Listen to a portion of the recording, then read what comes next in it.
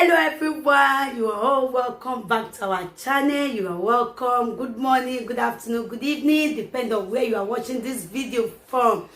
Guys, in this channel we bring out amazing video, wonderful video, interesting videos. Please do subscribe so that you can see more videos in this channel. As you do so, God bless you. Okay guys, I'm going to leave you to watch this video. Please do comment down below according to the video. As you do so, God bless you. So guys, I leave you. Please watch this video till the ending and see you all in my next video. Bye guys. Thank you all.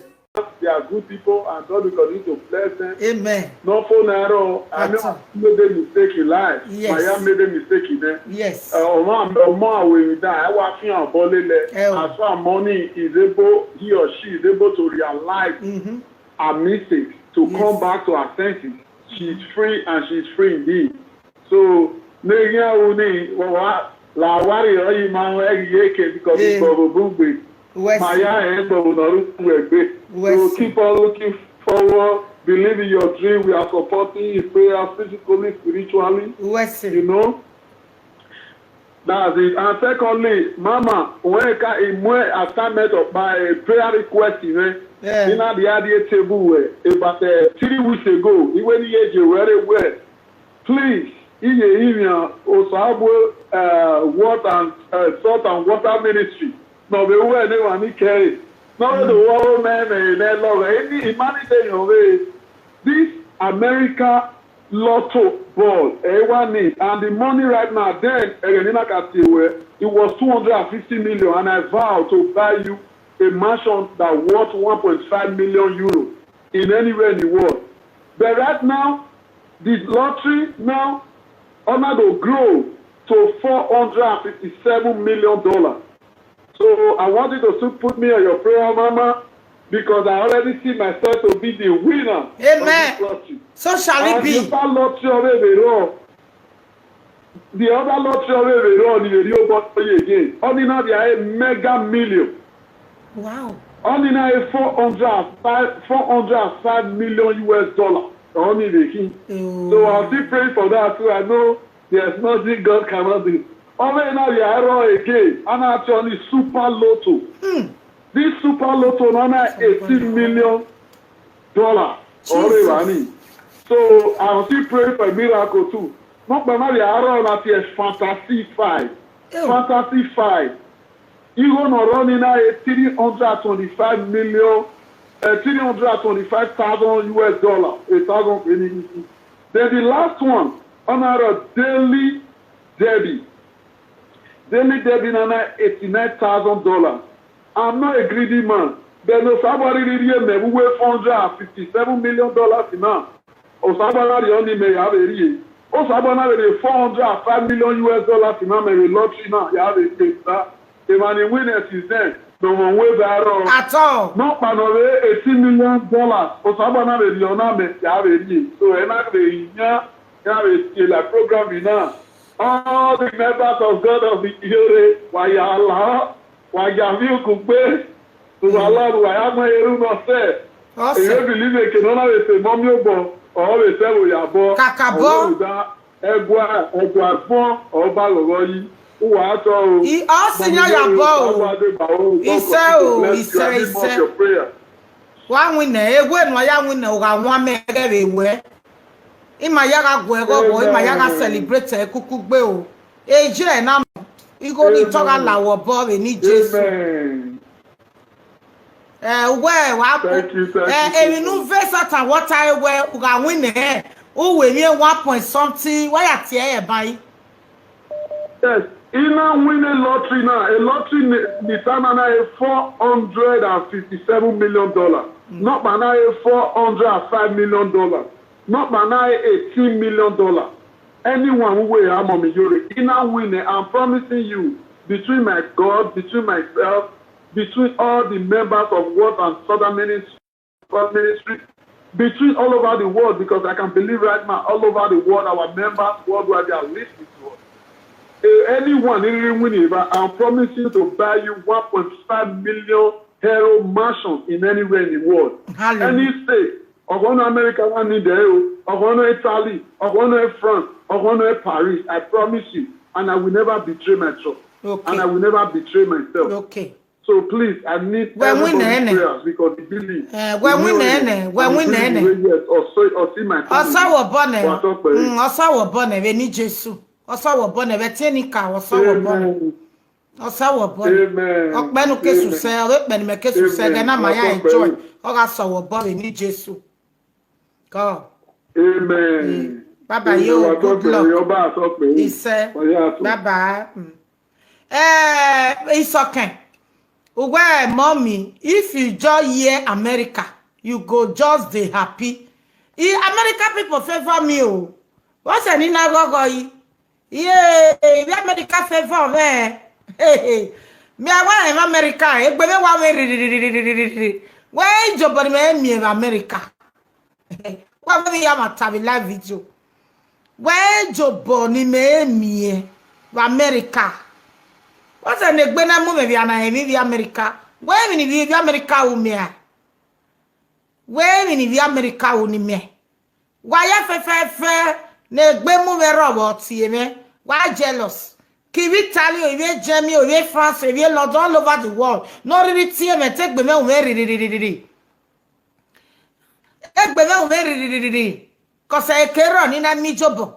Where if Italy where jobo ni ya ume. If you Germany noir, I be here Spain, man. Only here tijere. So anybody not really tie me. Yasek be Nigeria. I make any man mi jobo. So I'm not bad jealous. Huh? Sister is talking we are tonight. Go me I want in America. Be me wa me. You go. You go. You go. Brother me worry. Wa we na live video na we tie. And then wa be dori the testimony a live video na wa na we do tie. Oh we will the whole world. Wa do ge be dead o kin ya no. No rugbo ho owe ya go be dokpa na America. Onwe ne loto. Ona do very sort and water now. I want win the money ne. We ekeke ni jore na riri na mi machon. No what a 1.something million dollar. Ya do ene. So a live video na ma ya viaje. No another give it the testimony. E wo ya fe that wa de dori mi. Wa de do da Abuja no. I work another come ya not choose. Can be North America but it go be Africa. Agmo ya de ha do ri mi ve there. So salobo awo enu e. Okay, e mi no me sunu do de orun pa sun e. U ga sun e wo bi e, u ga sun e ba fan. I go now so bone. Oh check America. Oh check Otonedo. Oh check the whole world the testimony we need Jesus Christ no me fa. E ma ya mi ge we ya fefefe ya agwo gogo. E dream me wa come to so that they make a marriage even na lele. Cause igwale macho ne ami ya lele. Wa ila di compound u take yakere mota. U take yakere ide. U take yakere idia. So a dream me anything. Almost to say.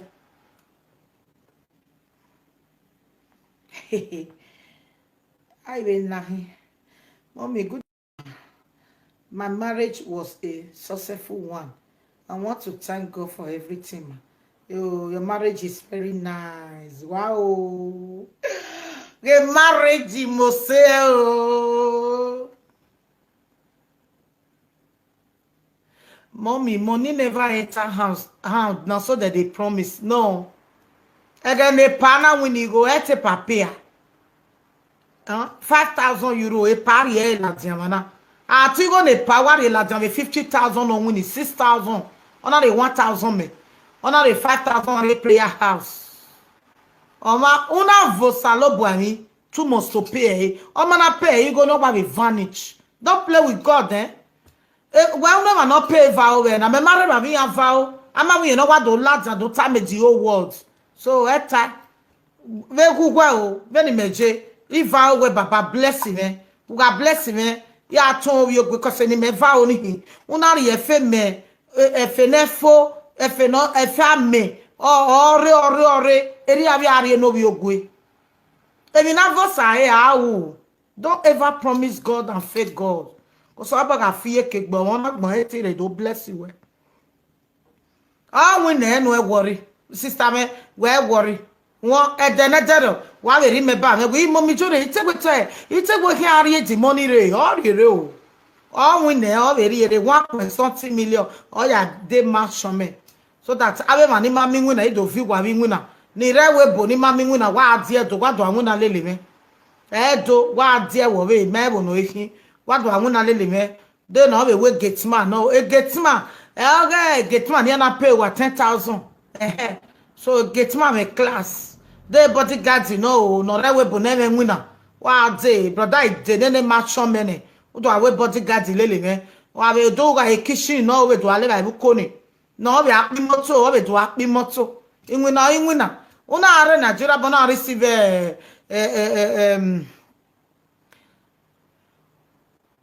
you life rating nobody will no life rating yeah when I dey spend 7 hours 8 hours why God no go bless me why God no go make all of una be great true wa me ya bless ijo rokpa na maya dele mi me majo nyon para ha ya dele mi run te ko wa ya receive ina we bo roto ni answer ni ya dolo so keri me total ina saloba na bless wa we do bless me mommy you I don't pay my vow e total na receive e me ma bo wari o wa gba fo me o wa gba fo me o ogwe me the money confess e go come ebi na mu di akere o so ma bo ebi na ja oji amosto miyo ebi no some bo or some nu ebi ni je ohun or some bo brother ije ohun ne or some bo o pe set de gbodo ko set de gbode we ni Jesus Christ no me wa fe so he said e bo ya je ohun ne tin ya abeja we yan mi o so nobody can distract my faith. I believe God will do it. I see a video call now. Hello, my sister. Congratulations. God will bless your marriage. More blessing, more happiness, more money, more joy. In the name of Jesus. Amen. Here, me. Hello, Mom. I'm in 3, 9. Hello, Ideo. Hello. Come on, that's well.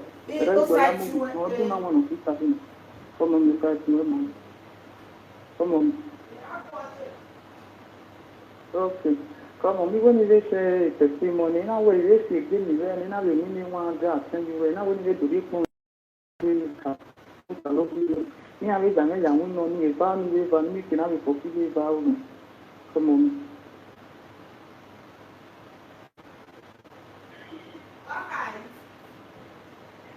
Mom, you now we need say testimony, now we ya feel me there na. Ina we ni le mwanda send you na wo salopa west na we need to be from to salopi de dedica. Now we are ni le no ni eva ya le forgive eva. Come on. I worry one witness no sonny. God. Come on. That's the woman. Oh, sait. Okay, mom. Ciao. Jealousy. Agugwa sisi. Okay, because now you be me na moto. I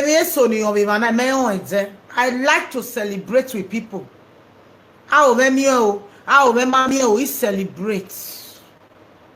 Because of jealousy, why said to celebrate? Gonna on our very only. If you not quite in a boy, I wait about message. What up, my God, about red way. Jimmy, no, like I don't want to play testimony. I mean, so on the time, even yak bogot. Testimony, again, in that way. Why when I walk away, boy, I don't know where get ma. See, ya bods. Okay, I'm joke. Salobana giwarok ma uhi. Oda wa ya uwe. Why can't we borrow do our get ma lele? Do our get ma sunu. Awa, you got pay get ma. Get ma, you got €100. So oda wa uwe. Why we bonana? No win our office. Akuwaba. No win no ma job. Akuwaba. Akuwaba no we for one. Akugwa ba on of your ticket no E kade ya weti na ya fin ticket e o. Ti ya gbọ́dọ̀. La wala imagine ni de comment no you're not distracting me why de gui. Na rimina. Ogame na wa ama rimina. Oya mani wa kote shot ogame na ama rimina ni omoni na to ekoni e placeta ni na boss we oya me gbe. Omoni na do 3. Hello, God bless you. Mommy, do that talk, baby. You said Jay was like you. That's what mommy. Mommy, do this moment, oh, we may allow one and no death. Now do this moment, in my very God of Fury, this here do have some. Where's the mommy? They cannot kill Hawaii. They cannot kill Hawaii. In Nigeria. You okay, Nigeria like France. I like France in no death. You Jay, go no way. Umo ya day. Imo ya day. Now do this one, mommy, where's the mommy, where's the everywhere, let us follow about 2 and la one, you up, nothing. One like what we be around. Now we do this moment. Ivan, my via do her. Where's the mommy? You got that, glory be to God. Amen. That's where. That's where mommy. Bye-bye. Yeah.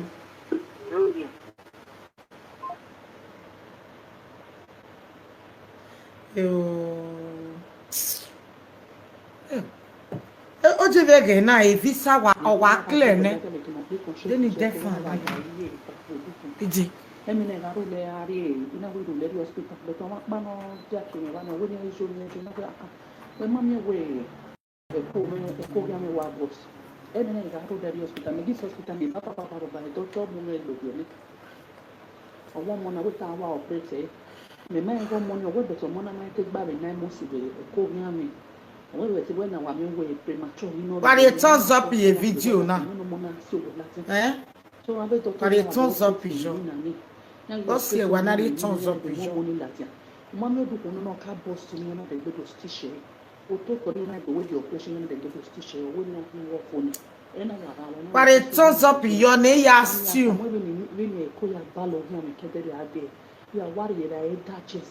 I ga bake mo, ikpo okpo when you guy won igiri se. So na we ri ko na me ge to ya me won wa mo omomo yin na wa mo yogi na me ko je. E na woni be po ya je be ko ni be go ya ni te bi be sama wa se. Ko je. Wa to pe izo. What you go no ken wana do avie turns up me. La wa mo topic re na be zanzan wa. Ihe mi no wa when ya preach be na o ai ijo o ma ti mo topic igun me be na o mo mi jure unu ya preach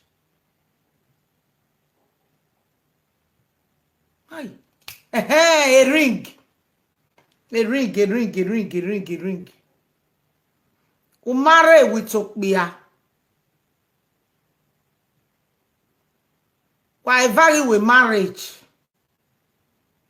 After 1 year or 2 years, honor the ring in your boy, or right from the one why via marry, why you work a cut so well, honor what the ring in your boy. Why no we was no man ring in your boy, mama bola ring in your boy. Oh boy, something is going on. My sister, no love. Number 2, omo huowe. Number 3, different way, no womanizer. Oma una beg because a ring na yobo sign of marriage, you know. No reckon sign of marriage. Anybody no my marry no ring yobo maybe or when it be stay away ni ye we be so lele o but at least or we cover equal. Responsible man ga beg ring yobo we or wa ko avoid you we. Unless if we any wo kwere, abi any wo ko no what they don't care about ring. But you know what beg ring ne or when no my do marry or when no my was so I would hearing you born a man it toasty way or no way she's a married woman because if you get una gele Henry law amana engage you we get ring you bob when una mo marokpa amana marry we get ring you bob when una we marriage we gele hen law very, very important for women. All of okay mi okpia me marry or wari ringi jobo ero, especially mami kuona ma wamubo do ewe webo ebo ewe due, especially eboni kede o wato boy arieki o ya dering get 20 ro 10 ro dori yobo o wi marry yo no pe agunye gun for what eringi na re yo pe a na re yobo o ku le responsible man ye gbere.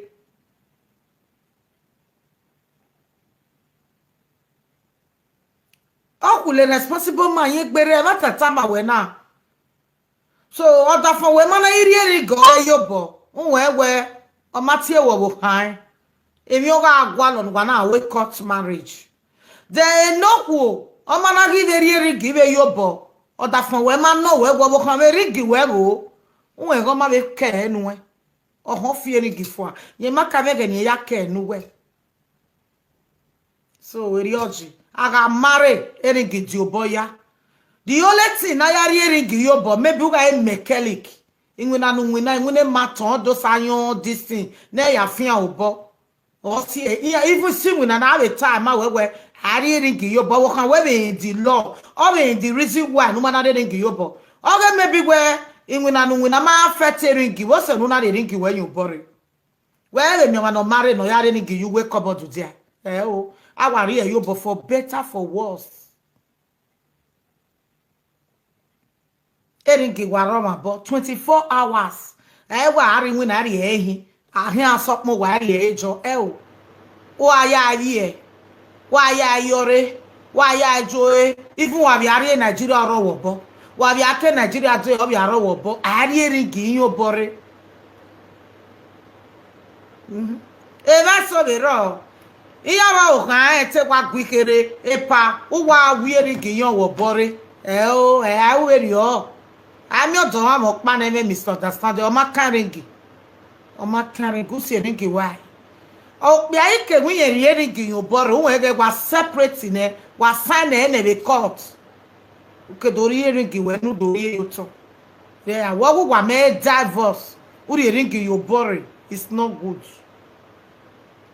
Emma wa mana divorce una ringi yo bore we ge okpe ni marriage ni gi ahanwe eye ba e marriage ni gi ahanwe we ba wa manage because there are some women no pretend ile lokpia iya mana ave mi ro pe ye pretend ile lewe iya ige we position ya gije we ekeri ya je ni iya ma mo boy important ni ya eringi we ye do fearful o si e any okpia no zeje ne ukeri oku ni goge here la marriage we you have to look the woman well because e chakara gun ya obungbe matata mu wa ukeri oku ne here ze because wa mi e sexy ma be we bona uke mi owo water fun emi gojo ohun ye ma be ze we e de tan oda first wise 3 million here is 2 million eri ma no boya do we ba support marriage be wo pa here we marriage okay ke nu kaka bogo ku onise gwa en wo pa azige marriage e matata mu gwa no me marry oku na gwe mo pa gwa azige marriage ko toka bogo nyimo friend ekpe gese ke wekere wunyimo gele no jie uke smedigo rejo hu kosuga zigo no una zige marriage no no ma enegbe o se frustration ikpia odo ma semi okpa we toto na we so wo jana me wa close e wa spedigo rene na o se mental problem we go ni ota we o igo ni da we bet o ma water we prefer we wa figo ni wa jani ma ogu we ta we go na jani ma da udo we no ma na ero obo ero we ero da ero yeke uyo mo pa ke kan o wa je so ukeze millions ya mare okwo brother ejo serule ya mare eji kebe rule ya mare unyime eje school rule ya mare unyime ebo na ze ego ni ya mare unyime oke ya mare unyime so that where is a testimony no aga me be gbugwe I regret he go ni zeyo he go ni ya we marriage no pa go ni he ya ri go ma be gbe na mo nyime you will always feel sad aviya ni maze wanera no ma be marriage a family ya ri lo bia aviya ni jiya maze wanera ovi amaze eri amaze iya ri lo bia no dori ovi yan o ma na we gbo bi yan ja we fi ovi ogwe umana wegbo boy nyawo hu. They are very dangerous, especially in about pretend the way Christian yahin fake Christian yahin, especially we to bu na ewe era bi je be mekere iya mekere bo se ni mana de mi la ya support we iya mekere bo se ni mana de mi se ya support we ba no na ewe stingy family wa na yari oku. Oro very you need advice. Okay, dey egbe marriage very. You need advice. Egbe family ni emi ro pare wa. They will chop you. They will chop you. Again, you all neno ko nware yo wa. Igo no ri mi e wo bo wa mu ge family okay. E wa yo no ragbon no re mi obi yan oji. Oji. Iya ke we be manage. They don't care. They don't care. They know only their own. Only their own. They know. So, brother, una ribute na you will not regret. Kakabo go degi. Me where we adore you we me. Me be zeye kere. Even some tell me we know. O mo adore you we me no ko. Even we jobo. Imana we jobo we give me e down. We go bo ya you go we gbe wo down. Ime temata be message me imana wijo bo we go ma no make ta ikin era na bi azeje awwa me na bi azeje o ma be wijo bo nu hi adori obi ma we go ma no make dama hin we ge hima iye ke ana iye adu be we ni ma be make zeri o mo ni ma be ri enu be make da ko se mi ne ro mo bijo mo go we e mo eri tase o gwa do gwe e ma mi jore o e ma mi jore wa be sigi e ya wa I have to say the truth.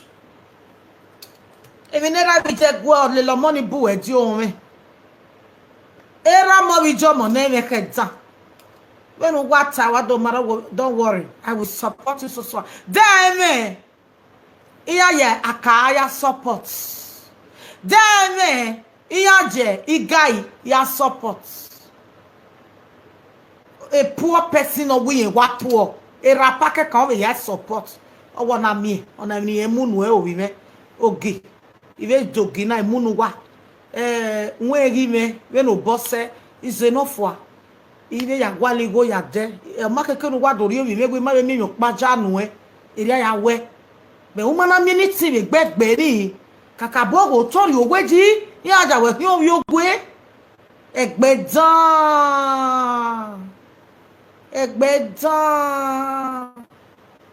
ya not a Bible day and night. Egbe ya not a Christian home yakin. They are very stingy. They are very stingy. Do that there's a ya very omonwe. Ya very enwe ya ni make exam very ho. Obi ogwa hin adori yin ekwe because ya he we be ro bare ba ni ya hewe obi. If the woman not get papa, not get mama, no problem. You go see understand where eme rameje betu wunyimu okay ema soro na eme rameje no rameje be masoe nyo mana be rameje nyo mana be monyiwe nyo mana be uchi nyo mana be ri respect be no bia no dori e wo seleke no ga aje uka bogo tori oweji abie mehemie inyajo bia ni ya zero omo pa ni me settle ina e brother de tukata mama ige kwe a family na no wazeye kere na amabe demi la pa no hin ari owi yan we na we o ari na ari gbe family ni ari they are very dangerous so ezo asunu e de bawiya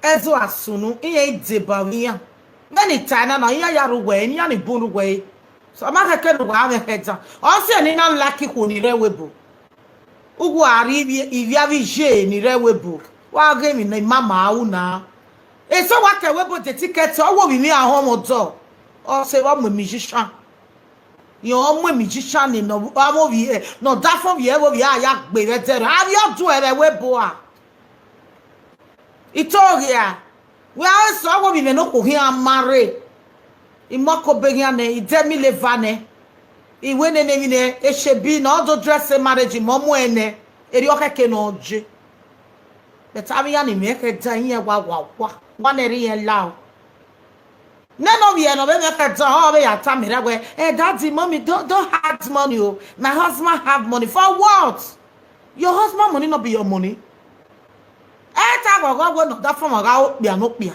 o ogugwa agwa no da fun wa ga a husband o eruwa o sa go mejo da fun me ke gbe biberi ike comment wa ko so ruwa no bu egbe me ovi me no ko hu ya we marriage iti ya wai hello siso bowe se me ekere hello o ro me ko iku no pe wa me dero ipe yo ne o when you have your me le vagiwa when you have your me le vagiwa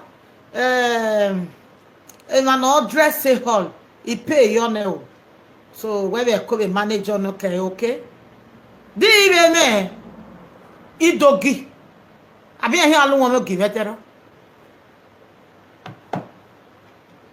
so abi ma me be webo no support wa wa pa fi message na wori when igwana ya especially with Sally abi bi ya no marry wo we ya support bi ya iya ma ke gene ne ma ga webo kere o eri ne ma me go they don't care. They want to say yes, my way investigate, but a family no make it done. Adugar ye go over your brother. It's by the grace of God. The only can last you boy. Ugari okonera mi just say one area maladian we marriage you. It's by the grace of God. O salo by nika obege me the message in the time. O only can last you boy. And it's by the grace of God. O only can ujinera vi juwe wa. It is by the grace of God. Ero kwoni video kwoni came and respected the era visual. Because they do like this. Iya manere ya ni area bo area we. Especially no dafi ya menega lago mugeri ya vigia. Maybe ijueti we every time or right we every time. Oh ya hamije. Akwe mama they always call him my husband. Mama they we problem.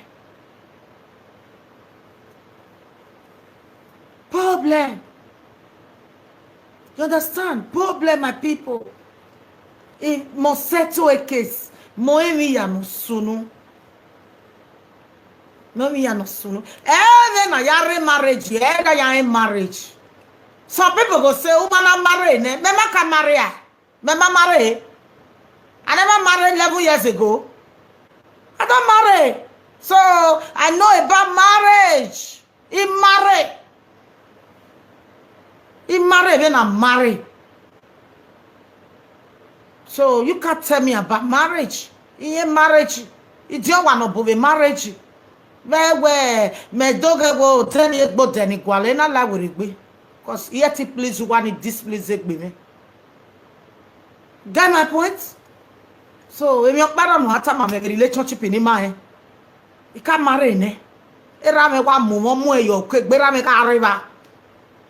So you can't tell me say my not a marriage. Iye me not a marriage. Ye me not a marriage gije e be na self. Woman ijo na woman not a marriage. Cause all wa open. What marriage? Why we marriage? You respect me, I respect you. I will magbe. We respect each other from we respect each other forward. I will respected by where you be married. I be you very on a mobile marriage. I just wouldn't equal where I better je ukman about marriage, you know. So not it dead marriage, you not marry man marriage. You not marry.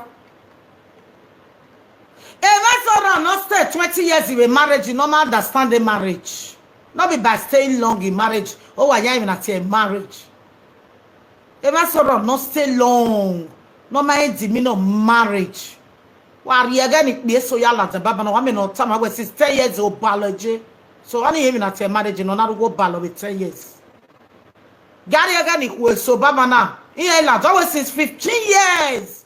Oh biology we were marriage in Ije. Mami you go also only even not your marriage because of 15 years. Not be by that one. If I saw not be 30 years when they share their testimony, a marriage you are on way. If I saw not be 20 years when they share their testimony, you run away from marriage. Marriage is by luck. Not be by spending 20 years or 30 years. It's by luck. Saloba no gi wa ya mi luck yo kwagmo. Saloba no gi wa ya mi bi agmo. We need Jesus. A luck, you know.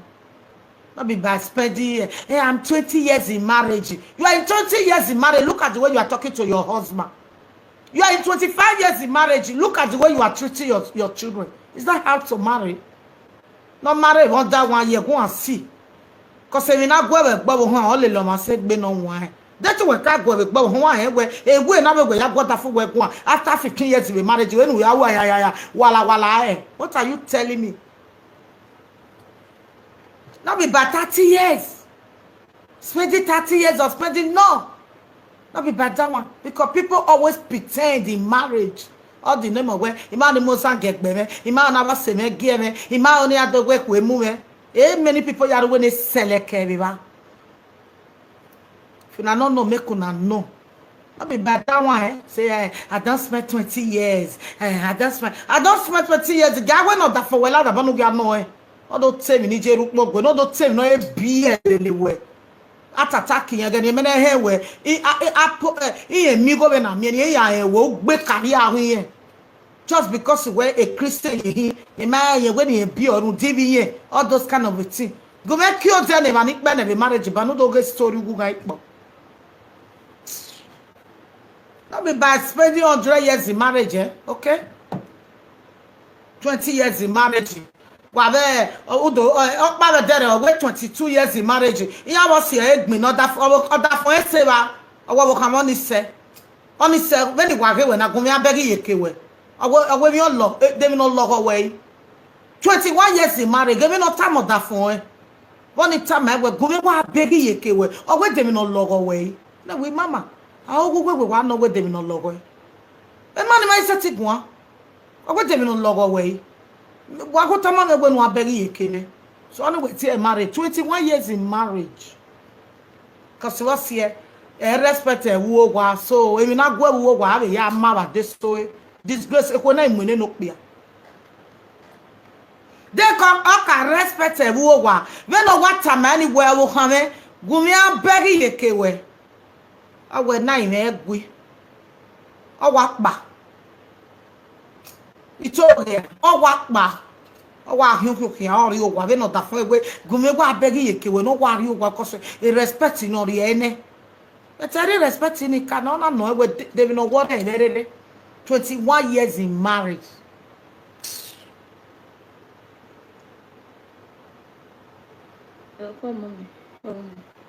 My girl, no, they work on WhatsApp, you know, the same number would be. Take all you picky. Nah, my ex-family be that, mommy. Many people who were any time not belly yagbe. Rame go here away marriage have a minya. In you say Ramameti violent. Only I won't teach you. I can't remember why we no be magba who was it. What can one with respect to what but to what you be I mean. Why family war you get to do you. I go one my do you quack my mind. But when you put why would no be any day, no, we are as go seka. Why by pretend they were Christian working Christian of deeds. Over time, whatever no home law. Instead of not to take me correction, we are Ijoro Gele water. Oh, what it better tell you way.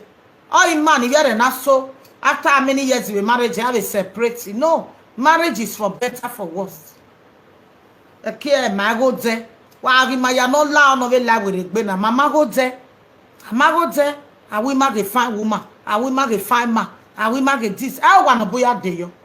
They know when you have a local. It is your come on, you can't get any come on you. Wa mato tape. Wa bere wi jimi ko na mu segbe ni gege wa mu gojo. Wa na mu gojo. O ma hu yin mo re.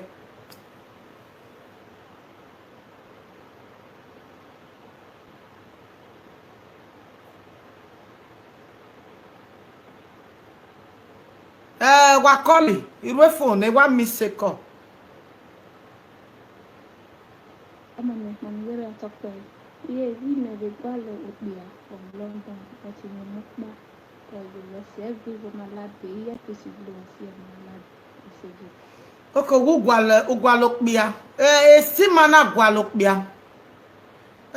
In London stage. 9. Anybody know here Amara London? Omo mokpa. Hello, God bless you. Wa tora me. Damo. So you saw about the topic you want more organization. Oh, so no boy can't boy. You have to review boy that boy you can't do no then. No one to know okay. He said. What say top no one be my young one that guru walking man just me team you my team go. Okay, udave ona. We here team you walking here. He be list me here. He very are list. He me list. He na no do we have Maria. You know what you list no kwa no. Listen, I imagine what so you make me so what do we have Maria? Okay. And I go back to Maria. Now when they worry not pay me at the me I can not be having.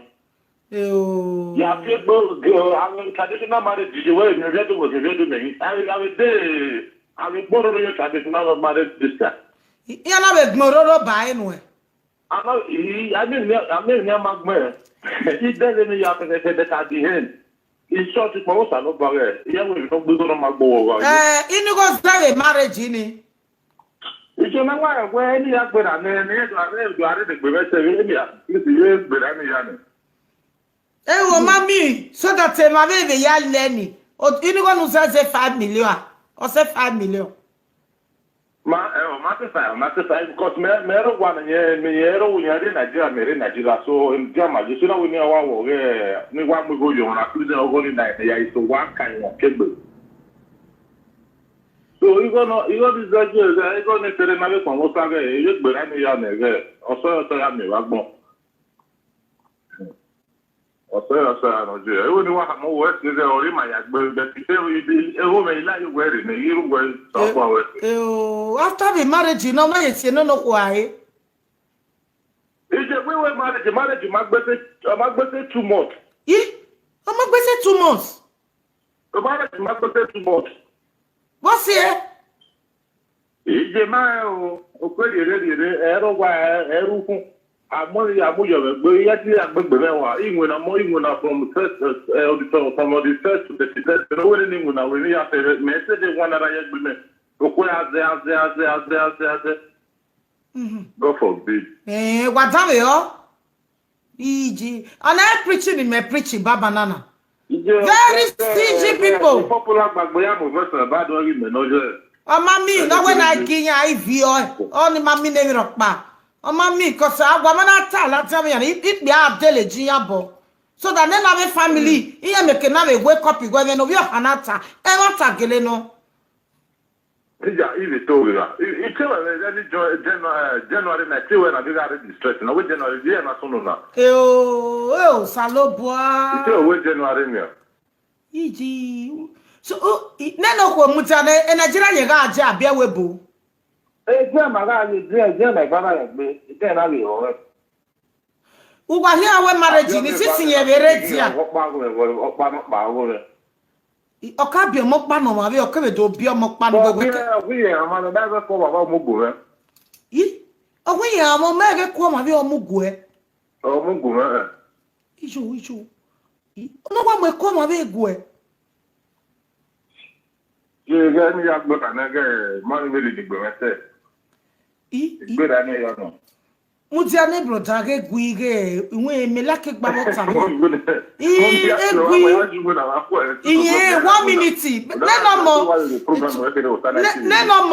No more givona.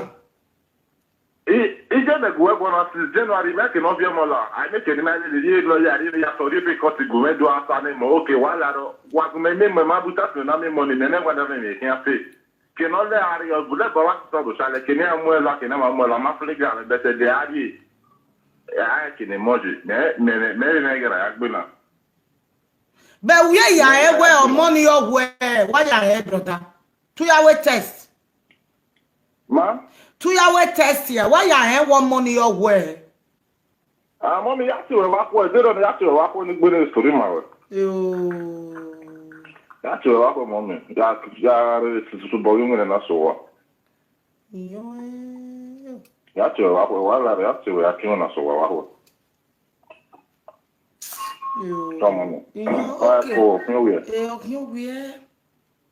On preaching me what preaching for Babana. Omana preaching me no ma e ge ala warere. Why you got that because of ruwa gbe wa cover mo peseti gwemonu. E mata o saloba wa se vivi yin wo tag mo na. Ho wu ga wu yo te mata wa adi eyin yo fun egbe. So wa go me save ma ugu se. Kabere waga imoviero vegioma. Waga imoviero vegioma. U ga afraid the boy for more allow. Try. No wash your money kwa. I get one of bad say well no because you are the cause of your problem. Ugbebugun whenever we want to settle down. We want to be or make it spam me vala wo wegbe. E ma to saloba ma gona eta wa gi mata ma gbe wo. O ma yike ke ni spam me vala wo wegbe. E spam me vala la wo wegbe una take wu kini wa akpeko a. Gege ya akpeko a because o ma no nya bi ya iva. Eya opo mosto ma no mweko ne it's a lie. It's spam me ama we say it's a lie. It's a lie. Bi me wa iwa mo no kalo ye konya mo it's a lie. E na soro o me message for bi alo ye ka mo bo take it. E soro after 14 days or 16 days or not taking. What are you people saying? As far what it me vai hand and no love ye nya that 1 month or more allow we next month we no man. Me malaki when akman e ko bet. What is the move here give my way now? One not money do they useless here. One money do mono second or ya enjoy. Other human not useless. Oh. Enu ega we ga wo ma be. Enu ega ga wo we no pia e gugwe na ho we ni je wa vie ga wo pia be. Igwa do Jonathan mi ko ya no iro tag mo na ya. Wa una we just wo wa settle to here marry. Gegam gegele me we spam up pia pa